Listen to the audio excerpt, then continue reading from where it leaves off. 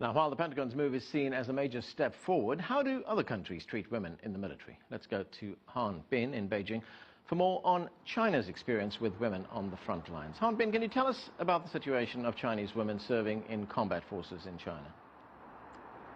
Well, in fact, the Chinese military has never provided figures for the number of female soldiers served in the combating forces. It is saying now that over the past years, female soldiers have taken more of its positions in the combating forces in all of its branches, the Army, the Navy, the Air, and the strategic nuclear forces.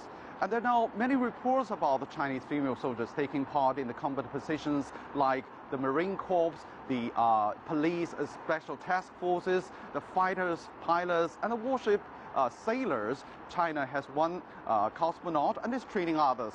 So theoretically speaking, the Chinese military is opening all of its positions for its female soldiers.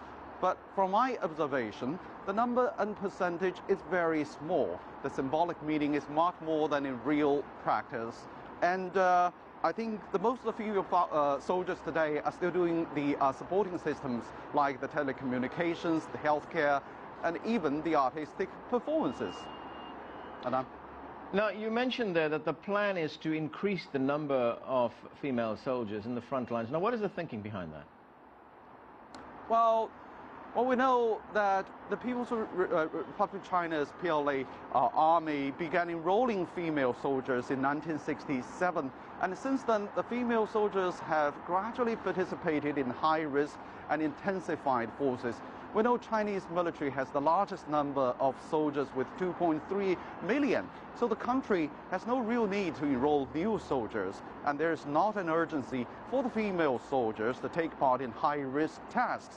And the Chinese military says that over the past years, the Chinese military modernization has gradually transformed the composition of the PLA forces. More and more highly educated female soldiers have taken into the positions like the radar control, the artillery, and so on.